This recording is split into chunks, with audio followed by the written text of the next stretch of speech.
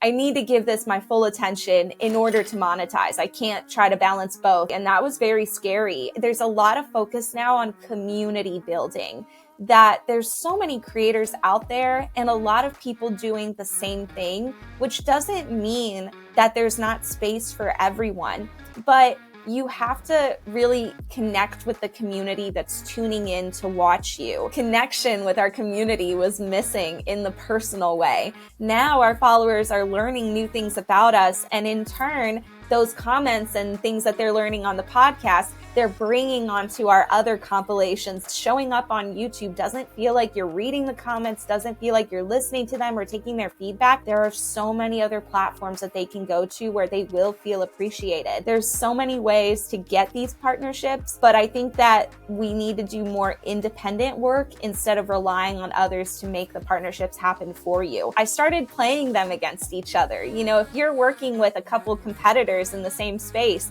that is an amazing opportunity to bounce your rates off of them and see who bites, you know, who has the biggest budget. And also, the most important thing is not money, but it's... This is Hannah Williams. She makes over $1 million per year promoting paid transparency. Hannah's YouTuber journey began with the harsh awakening of her own underpayment, igniting her passion for change. Since then, she has built a thriving brand, Salary Transparent Street, where she not only educates others about salary disparities, but also creates engaging content that resonates with her audience. Transitioning from the security of a traditional job to entrepreneurship, she learned the hard way about the financial ups and downs, including the unpredictability of income and the importance of building solid partnerships. In this episode, we dive into the eye-opening journey of navigating underpayment and realizing what your worth is in the job market. How the leap from stable job to entrepreneurship ignited her passion for advocating pay transparency. Essential tips for creating valuable content that resonates with your audience and builds trust. And what she's doing to secure long-term partnerships that ensure steady revenue while aligning with her mission. Let this inspiring conversation show you how to advocate for your worth and discover actionable insights that can empower your financial journey and help you build a more equitable future. The Funded YouTuber is brought to you by GigaStar. Are you ready to talk about money, Hannah? Always ready. My favorite. To get us started, what do you create on the internet? I create videos about how much people make. I do street interviews where I go to all across the country. You know, I've been to about 22 states now, and I ask strangers, what do you do for a living and how much do you make, with the goal to promote pay transparency and career exploration. Why did you choose to do this? Like, what was it that led you to this? Sadly, it was finding out that I was underpaid myself. So I used to be, before I did all this, I was a government contractor. I still live in the DC metro area, but I was doing that, you know, 2 or 3 years ago now. And I was a senior data analyst making $90,000 a year, which was more money at that time than I ever imagined I'd be making, which was a little bit to my detriment because I didn't consider whether or not I was fairly paid. I just thought this was a lot of money and I should be grateful. And long story short, one of my colleagues was let go. I absorbed all his responsibilities like overnight. And they did not give me a pay, raise. They didn't give me a job title change. They didn't give me any type of bonus or additional compensation for doing a lot of work that was outside my scope. So I started doing research and I was like, am I fairly compensated? Because I feel like I'm not, because I'm working 60 hours a week. And I realized, sadly, that I was underpaid about $20,000 to $25,000 compared to other people doing the exact same job as me in this area. So I went to my boss, I asked for a raise, they denied me. I started looking for another job, got a raise for $25,000 at another company, which validated that I was underpaid. And after going through all of that, I realized, okay, I solved my situation, but the system is still broken, right? Like I was able to figure out what I was supposed to be making, but everybody else going through job interviews daily are still asked, what are your salary expectations? And we're meant to guess what we think we should be fairly compensated instead of companies having that onus, the responsibility to pay their workers fairly. So I was thinking, how do I, fix this mistake? How do I fix this error, this system that's flawed? And it was a really simple response. I was like, I think I'm just going to go on the street and ask people how much they make and encourage people to have these conversations, because if they see the value in it, then they'll start having the conversations with their friends and family. And we posted our first video April 16th of 2022. It went immediately viral, which was not my expectation at all. And I ended up quitting my job 3 weeks later to pursue it full time. And my husband followed me a month later. It all happened very fast, but it proved that it was something that people really needed. What has been the difference for you when you're talking about like making money and all of this, everything that you've experienced? What has been the biggest difference for you from like making money as a W-2 employee and with a job to being an entrepreneur? Everything is different. For the first 6 months, I didn't make any money when I quit my job, which was the most scary, nerve-wracking thing. I wasn't prepared, even though I knew that that's what I was supposed to expect, that we wouldn't monetize right away. The goal was to monetize within a year, and I had the confidence to quit my job because when the video went viral, we got brands in our DMs very quickly asking to partner with us. So I was like, okay, I need to give this my full attention in order to monetize. I can't try to balance both because my job was very demanding. But we didn't monetize right away, and that was very scary. Other things were when we hired one of our first employees, I got a virtual assistant. I remember when you work with brands, you don't get paid right away, even when you do the partnership, right? Sometimes they have net 60, net 90 terms. They'll pay you 50% up front and the other 50% at the end. I had signed a contract, one of my first, where the deal was, it was like a 6-month partnership, and they were going to pay me 100% after final delivery, which I didn't read those terms very well. So when we made our first hire, I'm thinking, we got this partnership. We have so much money. And we didn't get it for 60 days after those 6 months. So I actually had to forfeit a paycheck to make sure that we could pay my virtual assistant because I didn't want her, to not have a paycheck because of this mistake. And so, forfeiting a paycheck, not getting paid when you're expecting to, those are all things that do not happen in the W-2 world. And if they did, you'd have big problems. But when you're an entrepreneur, it's kind of almost expected, and you have to have plans and, structure in place to keep things going, keep the lights on. One of the things I always find really stressful about being an entrepreneur is the trade of work and time. And I know that like our dream scenario is like making that monthly recurring revenue, the MRR, and like being able to let it be passive to like help cover expenses and get to certain points and stuff like that. But it also requires a certain amount of work and stress. So like I know for me, like I have my team, I have like, a team of contractors that help me make all of the things run round and do all of the stuff because I'd be lost without them. And I have to pay them on time, even if like the contracts are taking too long to get or the invoices are taking longer to go. And even though the company says net 30, net 60, it doesn't mean that they're going to actually do it or whatever. And so that becomes very stressful and frustrating. And I know that a lot of creators get really worried about that because like, well, I can barely pay myself. How am I supposed to pay other people? And there's a lot of like conversations that they hear from people that they're learning from and being inspired by that are like, you can't grow if you don't scale. You have to like have some help in order to get to some places in some way, shape, or form if you have specific growth or financial goals that you're trying to get to, all that.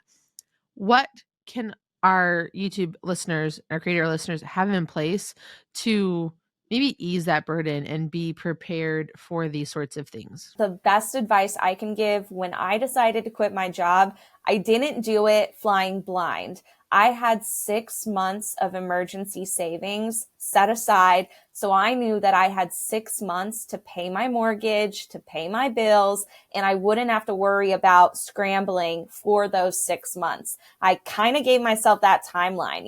You got to start monetizing within that 6 months or the money's going to run out and you need a plan B. That 6 months of emergency savings, I was still stressed. Like the stress doesn't go away, but it would have been significantly more, tiresome and worrisome on me to not have that safety blanket. So that's the advice I would share: is always make sure you have at least 6 months of emergency savings so you can take care of yourself while trying to grow your business. But other than that, I would say investing in a really good team that understands the world that you live in and work in. When you work with other companies, who aren't creators, they don't understand how this works, that sometimes you don't get paid on time. Sometimes the brands withhold payment for whatever reason. These things happen. You need to work with people that are empathetic to the situation and the world of, working in the creator universe. And also, if they have experience as entrepreneurs or, are 1099 contractors themselves, they usually have a good understanding of, the invoicing and all that. You just need to work with people who understand what you're dealing with. But, also you need to get them paid. So they have the right to be strict at a certain point to make sure they're getting paid as well. You just need to make sure you've got that structure in place. I think some big helpful things too, like in your contracts, like making sure it's like really clear That how you're going to too. be getting paid. With my agency, I keep credit cards on file. I'm like, I'm charging you on this date. Like, this is how this works. And we do payment before work, or I have a creator contract. I'm like, nope, they're like, we're going to pay in this time period. Like, no, we're going to do direct deposits on this date every month. And if that's not going to work for you, I'm sorry, I'm out. Right. And so like being really clear about that stuff. I find it very interesting that you had the 6 months of savings, because I know a lot of people, especially, I mean, it's really hard to save with all the things going on and stuff like that. Yeah. I had to build as I went. So my safety net for me, so when I started, so I mean, I've been a creator on accident my entire adult life. I graduated from college and got thrusted into a jobless job market from the recession, and was like forced to figure out how to make money through entrepreneurship on accident. And it turned into this whole great economy. Like I was I love it. I was building like brands pages on like MySpace and stuff. Like it's just been a long time. But when you're building as you go, it can be also difficult. But when I got into YouTube, and I had made the adjustment, like when I got into YouTube, it was 2017. My kids were like 18 months and 2 years Oh, old, wow. 3 years old. And we had moved to Korea, and so my husband was in the Air Force at the time. And while we were there, we had that marriage conversation, like, what are we going to do? And he was like, look, I don't think I can do the military for longer than what my contract is. And so, because it ended up causing, what we found out later was PTSD and anxiety and stuff like that Oh, from yeah. My husband's a military man too. I get it. Thank you for yeah. his service. And so it was, I had a deadline, but I had the cushion of my husband's income to make sure that like the basics were covered. Like we had our place to live, we had our medical insurance because it's covered for the military, and our pay. And so I had like a specific number I had to get to a certain amount of time. So that's like another way I think to approach it too. Like if you're in a position where you have a partner or family that can support you, or something like that, like where you can, like when I was building my business, I lived with my parents, right? So like I had that Yeah. little bit of structure to help me to get things going. I don't know how someone could just be like, all right, I'm quitting my job. I'm going to become a YouTuber. I have nothing in the savings account, and we're just going to figure it out. Don't do And I that. think I don't do that. Like I think that's really bad idea, especially now, because it's a lot harder than it used to be. You could have maybe done that at one point in time, but not anymore. Especially when it was more like a young person's game, where like you could have like 4 people in like a studio apartment all creating content together. Yeah, things move so quickly. It's really, sometimes I feel like there's a lot to be said about some creators who are successful, not just because their content is really good, but because they were some of the first to do it, and the first ones in a space like on TikTok. So, if you're listening, give yourself some grace. Not everybody who's made it big on TikTok or YouTube, these platforms, are exceptional. It's just a matter of being the first in the space. So there's no better time to start than now. I think that's a good transition into my next question, which is, I think it's important to take a moment as someone who is in the creator space and who does talk about money a great deal. Where do you see the creator economy and being a YouTuber like get going? Like, where do you think how are new YouTubers in a post-COVID world, how are they building success? How are they building financial stability and doing growth? I wish I had a crystal ball, to tell me the future, because I worry about these things almost daily. Where are things going? What does the future hold? And I know we're not talking about TikTok, but TikTok being banned is definitely in the back of my mind almost daily. Like, what are we going to do there? But on YouTube specifically, I think there's a lot of focus now on community building, that there's so many creators out there and a lot of people doing the same thing, which doesn't mean that there's not space for everyone. But you have to really connect with the community that's tuning in to watch you. And by doing that, you have to be a little bit personal. People don't follow brands, they follow people, is what I've learned. And so with Salary Transparent Street, we realized that a lot of people recognized us, but they didn't really know who we were. Like, they didn't know that James, our cameraman, is my husband. They didn't know we got married, and these are things that on short form channels like TikTok and Instagram, we'd opened up about because we were kind of nervous to be more personal. And so we saw a short form platform as a way to do that and kind of ease into it. But we realized we were missing out on really crucial connection with our community on YouTube and growing that following as well.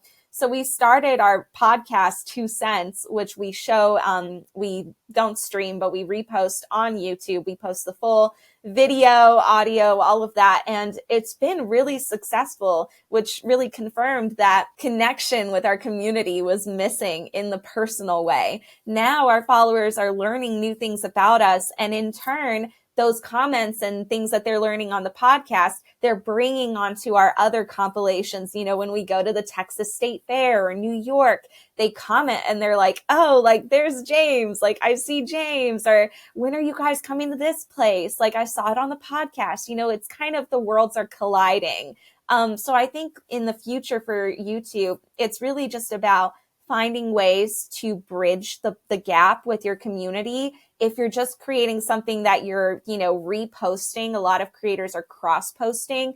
You have to have not just a cross-post mentality, right? You can't just pump and dump, for lack of a better term. You can't just post it and forget it.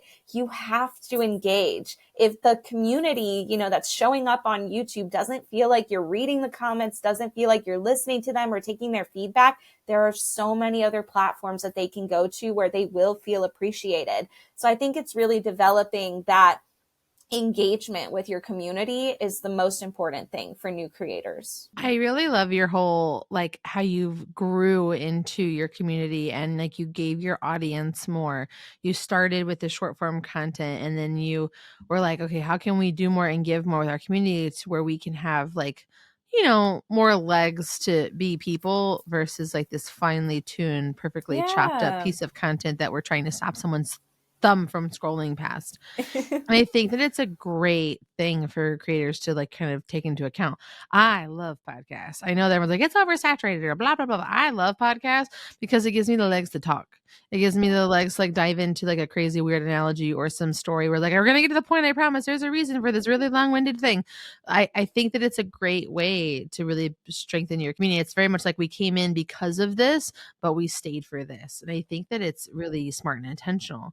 Which leads me to my money question around this is how do you attach financial income streams to these two separate kinds of content? Income streams, my favorite topic. One of the reasons we actually started the podcast, in addition to, bridging the gap with our community and being more personal and being able to go on these long tangents, where you're getting to the juice, I promise.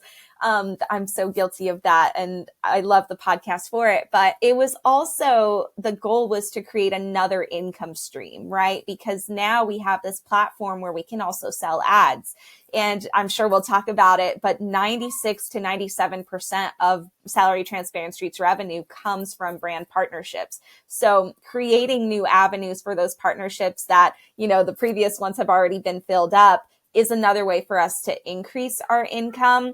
And the way to do that is, just by selling ads on the podcast itself, 30-second ad reads, adding something in on YouTube, in the description below. It's very simple, but it's kind of just like taking what you're already creating on short form and applying it to long form. It's really just taking what you already have, and especially with partners that we've been working with for at least a year now or longer, telling them like, hey, we have this new show. Like, our audience is super excited about it. Here are the metrics. We'd love to add ads on this as well. We can do a 30-second ad read. We can add a link in the description below. There's just so many possibilities to monetize with a podcast. And one of the things that we don't do that I know a lot of creators do is selling like workshops and courses and such. And that's something that I've always gone by the mission of, if you can find it 6 pages deep in Google, really specifically pay transparency information, I don't want to charge for it. Like, I just don't think that I should charge people to make more money when that's ultimately their goal. And I don't have any information that's like, specific to me. Everything I've learned is from interviews on the street or Googling myself. I've just put it all together, right? I've packaged it and provided it to people. And I think that the trust we've built with these workshops and things that we offer for free that we link in those descriptions below has also built trust. And so when we go to partnerships and we say, hey, there's this course, that we recommend, they're more likely to click, I believe, because we've garnered their trust by giving them really great products for free and demonstrating that we are true to our mission, that we don't sway from it. And our partnerships are also in that line. I love everything that you're saying, but I do want to ask you about your partnerships and your sponsors. Mm-hmm. How did that all happen for you? So I know you said that they just started showing your DMs, they gave you the confidence to quit your job, all this stuff. Now that you've been around, you're heading into like your 3rd year of doing all of this. Crazy. Share with us how you get your sponsors, how you give value to them, like what your process, how do you pick them? Like, do you have to find them? Do they come to you? What is the whole sponsorship process? This is fun. I actually love the sponsorship game. I think I've done a pretty good job of figuring out, our secret recipe.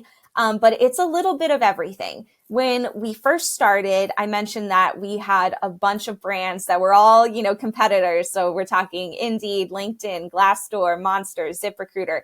They all came into our DMs or emailed us and they were like, hey, we saw what you're doing. We saw it's taking off. We want to get in, work with you early.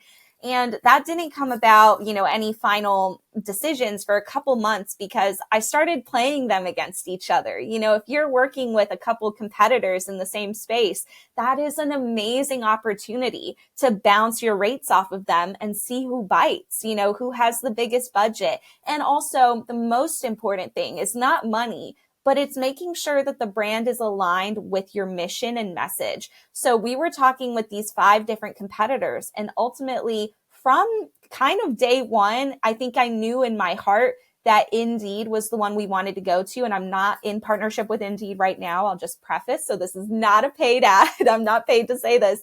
But at the time, Indeed was our perfect fit because they were the only brand on our first conversation that told us how much they value transparency and that they were working to improve transparent efforts within their platform. No other brand we talked to, surprisingly, talked about how they were going to implement transparency or what their goals were. So I had to make sure that whoever we partner with, walks the walk and it doesn't just talk the talk. They have to also be in line with our mission. So that's really important. When I make a decision of who to partner with, they have to be in line with our mission. They cannot sway from that.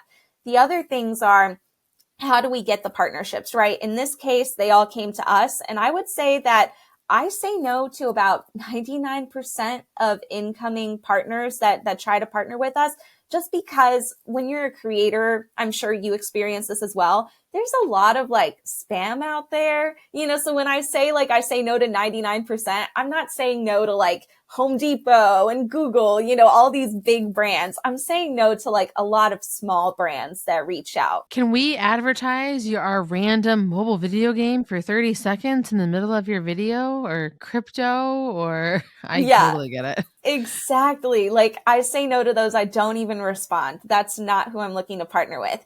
I have made a very strong list in my head of who I want to partner with and what those types of brands would be. And it's job boards, it's professional development certificates, it's anything that can help advance people's careers and their wallets to make more. So if a brand doesn't fall within that parameter, those parameters, I'm not even interested in working with them. And how they come to us is usually inbound. A lot of creators work exclusively with one agency. I'm kind of an outlier. I have tried the exclusive game with agencies and it has not worked out for me. I've partnered with some major agencies. I won't say the names because I'm pretty sure I'm under NDAs, but agencies are not the end all be all. I think when you start working as a creator, you think that getting repped by a big agency is like the ultimate success. Oh, I have an agent, yada, yada.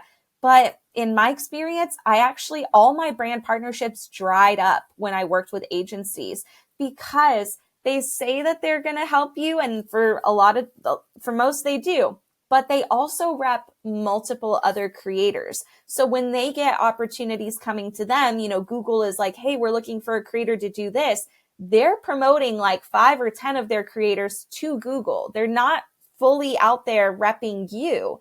And so in my experience, I actually had less partnerships come my way, and they weren't that great when I worked exclusively with an agency. So I cut ties with that. Now I work non-exclusively. So I actually work with a couple different quote unquote agencies, people that, have approached me that are creators themselves that do agency work, or contractors I work with that have connections with companies that can broker these agreements. So I'm kind of all over the place, but I would say about 90% of our partnerships are all inbound. So it's really important. You hear these agents talking about have your email in your bio, have your contact information.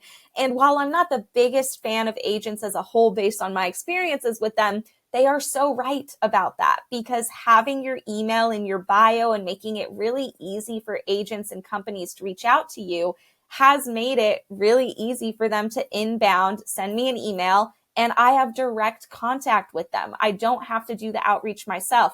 I have done outreach myself. LinkedIn Sales Navigator was a huge help with trying to find, who's in marketing at this company. Like, for example, I wanted to do a partnership with The Knot because I wanted to ask people how much their weddings cost. I thought that was a really interesting, transparent, a new thing that we could do. And I found the person who was in charge of content management, content marketing at The Knot on LinkedIn Sales Navigator, sent them a cold message, and we got a partnership for about, I believe, $15,000 or $20,000. So that all is possible at your fingertips with the internet available to you. There's so many ways to get these partnerships, but I think that we need to do more independent work instead of relying on others to make the partnerships happen for you. If you know what you want, if you know what the goal is of the partnership, and you communicate that effectively, brands are open to receiving it and working with you directly instead of going to an agency. I love everything you're saying, and I have more questions related to what you're talking about. But I know I covered a lot of ground. It's a lot of important things. I feel like we need a TLDR a little bit. It's like sounds like one, know who you serve. And make sure that the brands that you work with align with the mission based on like what you've promised your audience. Because I think it's important to remember, and we get very distracted by those dollar signs as creators, that the person that you serve is not your sponsor. The person that you serve is your audience, and you have to make sure that it's like you're creating for them in that way. 100%.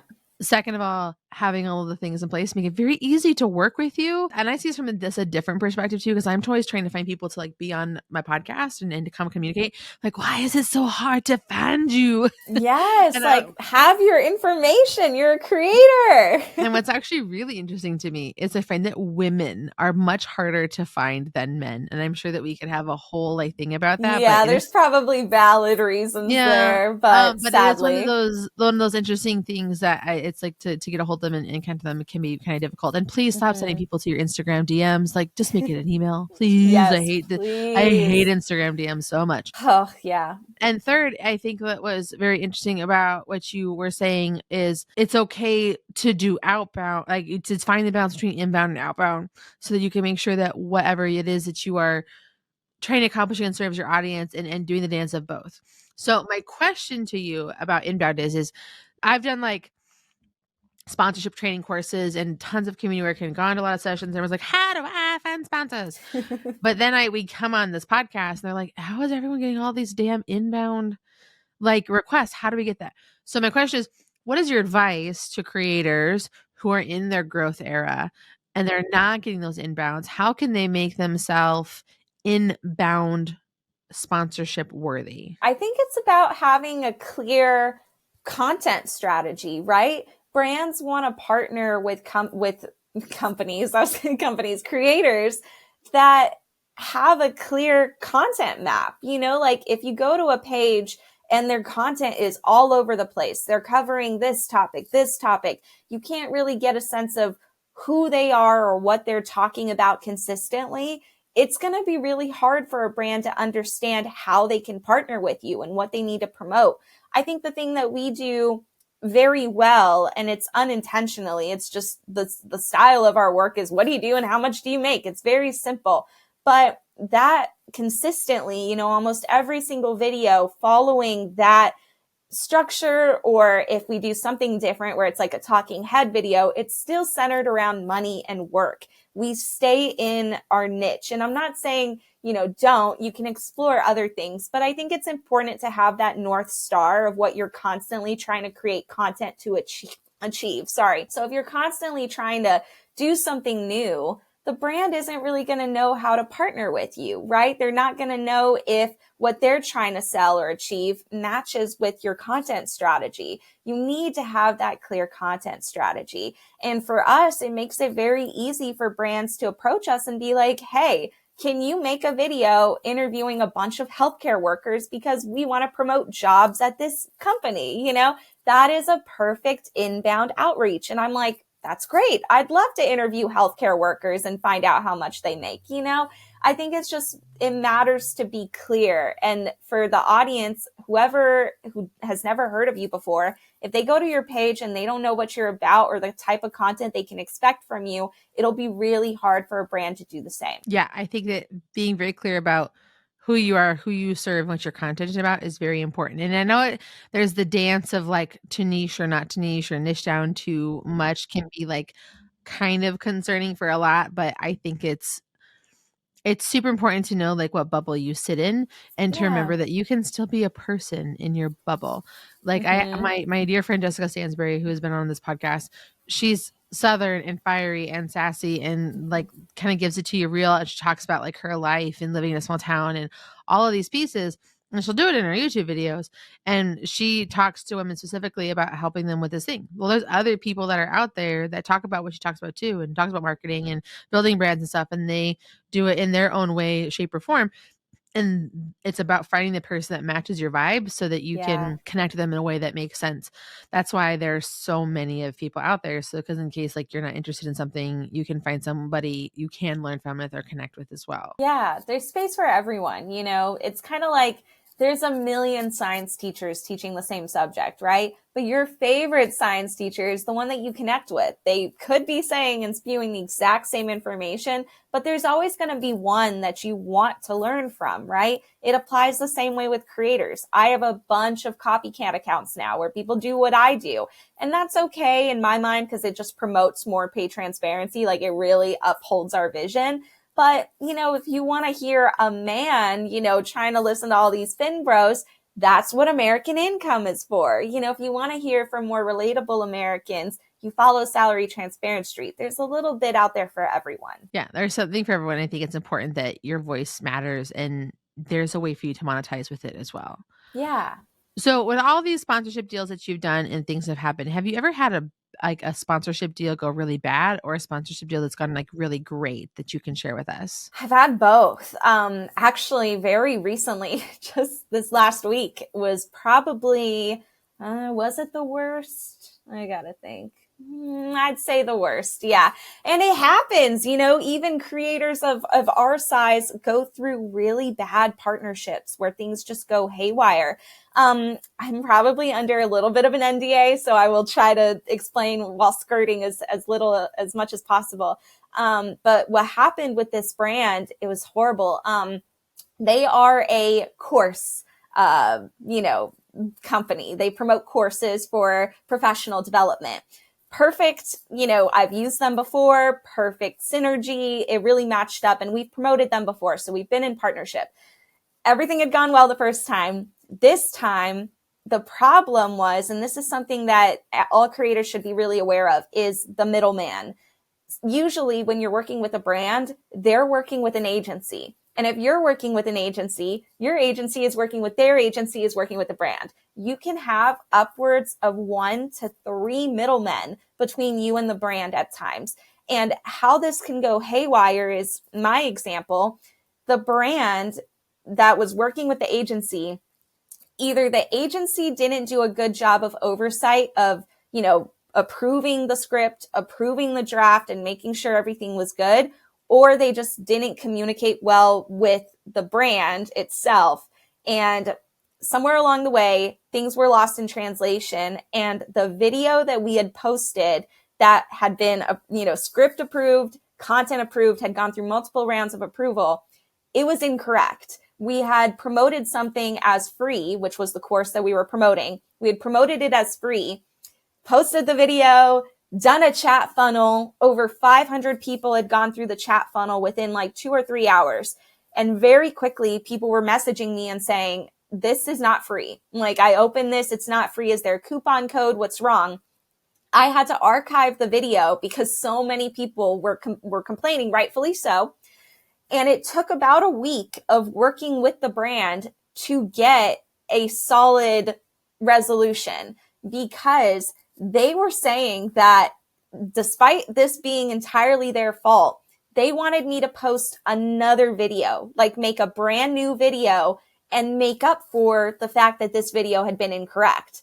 And I'm like, look, I don't want to get legal involved, but this is entirely on you. This is not my fault. Also, I've generated over 500 link clicks in this many hours to the video or to your course, and some people have paid for it. So y'all actually got way more than you expected from this, and at the end of the day, the resolution was we sent an apology to everybody that had filled out the chat funnel, gone through it, and we offered them another course that was actually free. But this was like a week of mitigation threats. I had made an actual video that I had threatened to post. I sent it to them. I was like, this is going live on Friday at 12 p.m. if it's not resolved earlier. And it was basically throwing them under the bus, because how this, for me, in my mind, how this had turned out really bad was trust that our community has in us is not tangible. You can't put a financial amount on it.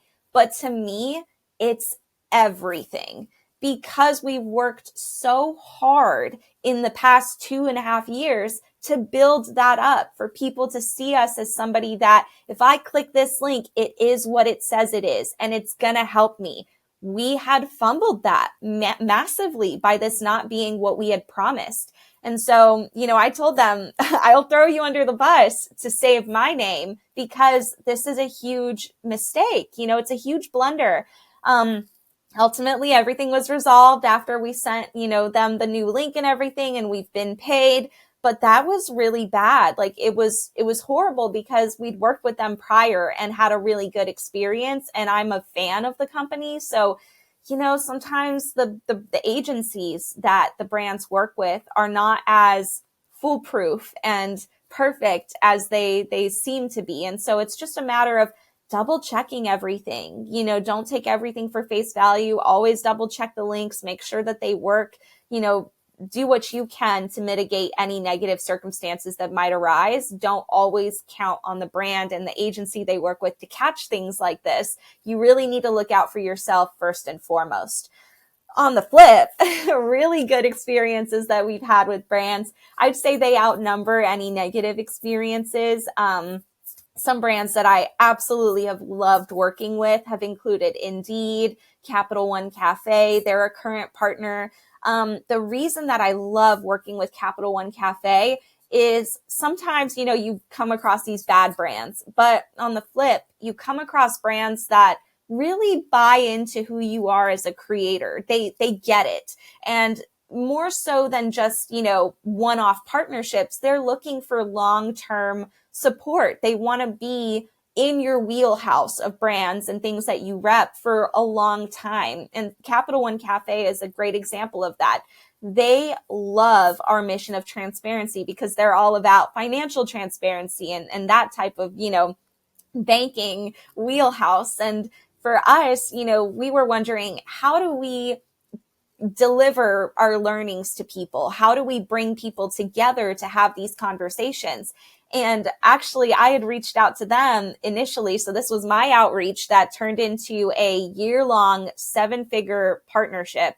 Well, total 7-figure. But yeah, the outreach was entirely on me. I had an idea that I wanted to bring people together for workshops and events at Capital One Cafes, which is a place where you can meet people and also talk about money. And I was like, that's what we do. Let's have an event at the cafes. And they loved it. They loved the idea. And not only that, they've signed on for a lot of other deliverables because they believe in us. You know, we do videos together where we do interviews outside of their cafes.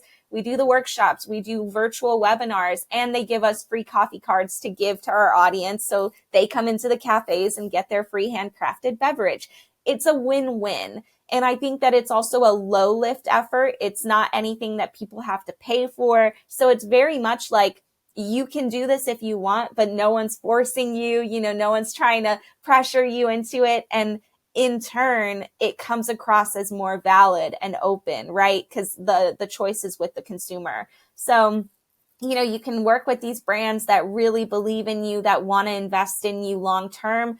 And then sometimes you work with brands that don't believe in your platform and don't want to see a partnership through. It happens.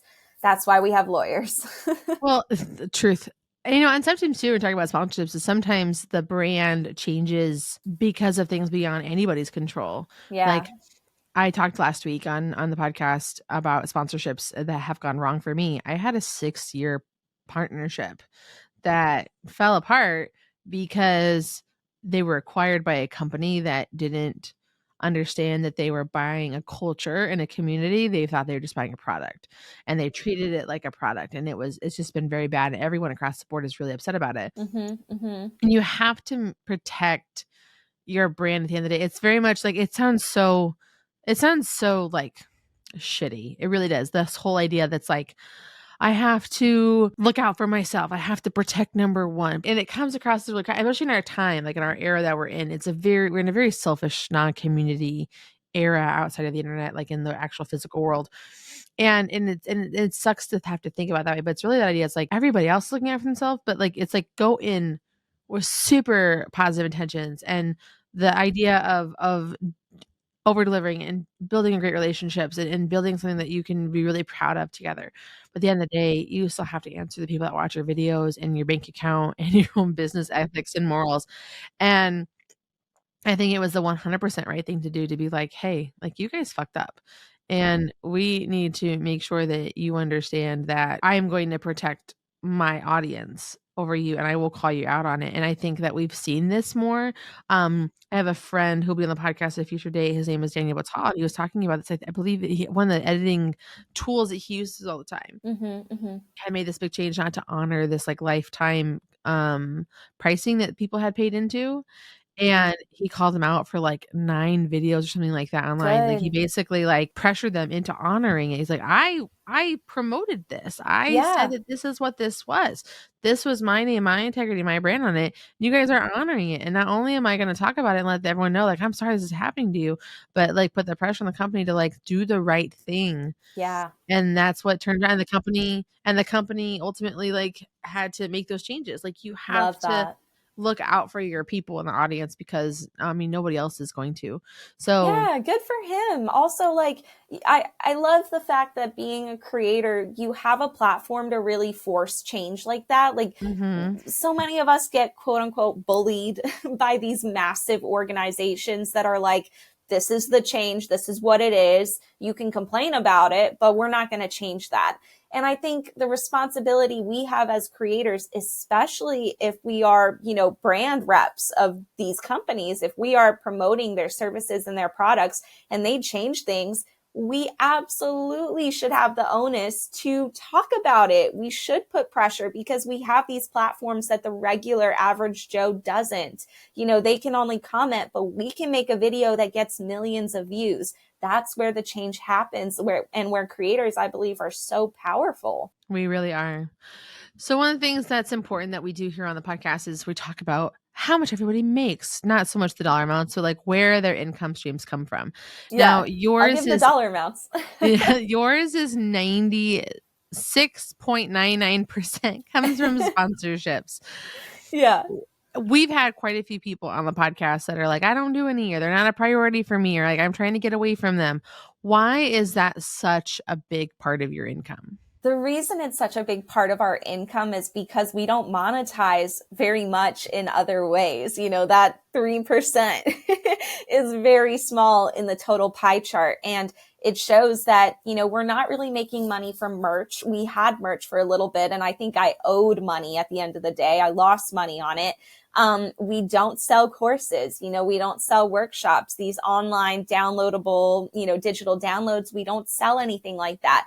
Everything that we offer our community is 100% free. So we really are left with, how do we monetize? We have to support ourselves. And so it started off with partnerships, but the reason it's ballooned so much is just because of the size of our platform and our growth.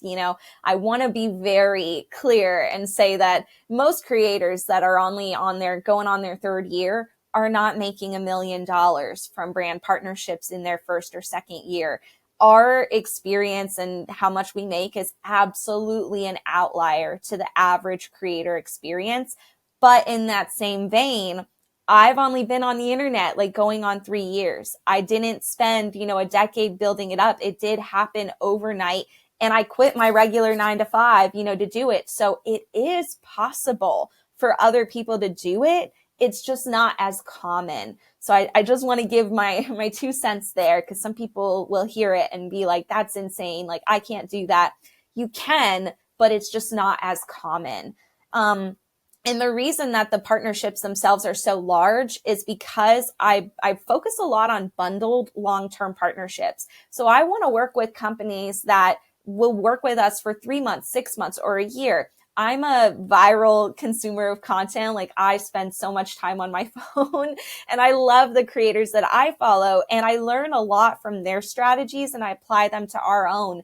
And it's that, I don't know about you all, but when I watch a creator who only does one partnership with a brand, a brand I've never heard of, they do a one-off and then you never see them partner with them again, I immediately kind of lose a little bit of trust in that creator, because I'm like, okay, they took the check.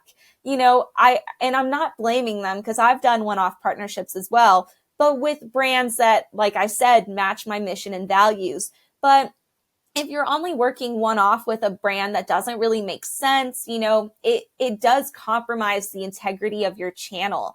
And so when I look at partnerships, I want to make sure that who we partner with is someone that I really believe in, but that is going to show up consistently, to really validate the integrity of the partnership. And so we've got long-term partnerships, and then also bundled, meaning that we bundle on a lot of deliverables. We don't just do one ad on a video. We'll do a newsletter ad. We'll do a podcast ad. We'll do an Instagram story set. We'll do an ad in our market research guide or other resource guides or things on our website.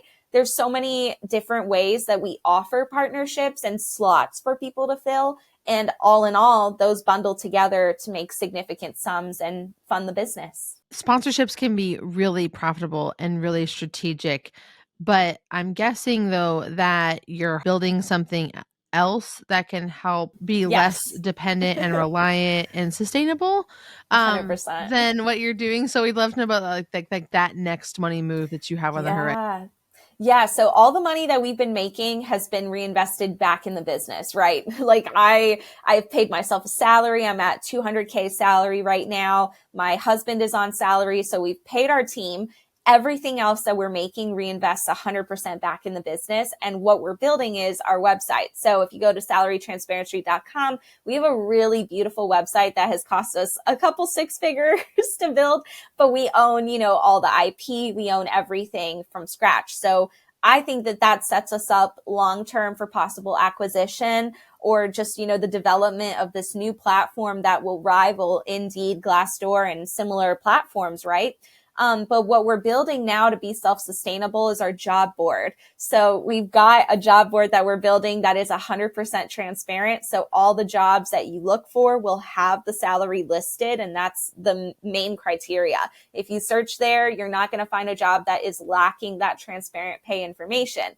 We're still not going to charge our community. We're going to charge companies. So they're going to either advertise, their jobs, or they're going to work with us to fill jobs, kind of like a recruiter type role where we will refer people to jobs. If they fill it, as a recruiter, we'd get a cut of what they're hired for. So we're kind of going to play recruiter and job board, mixing and matching people together to their dream jobs with that pay listed. Hopefully within a year or two, that will start generating income. But it is nice to know that we have these solid long-term partnerships to sustain us for the time being. It's really helpful too to give you the legs to build something that will be a long-term valuable play for you. To wrap up our conversation, what advice do you have for creators? Someone who's like around money all the time and you're seeing how much everyone's making and there's so much confusion about what should I charge? How do I do this? I'm so afraid to ask people for money.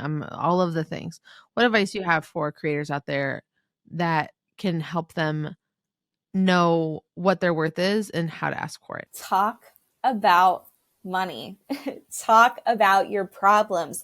Be transparent. That is my number one piece of advice. And it's what I do. I practice what I preach. And talking about, whether or not I felt like I was paying enough, charging enough for some of my rates. I've been transparent about that on LinkedIn. I've told them like, this is what I'm charging. Am I doing enough? And creators will tell me, absolutely not. You're charging way too little. This is what I charge. Or they'll tell me, well, that sounds about right. What have you? Being transparent, there's no loss at the end of it. You're always going to learn something new.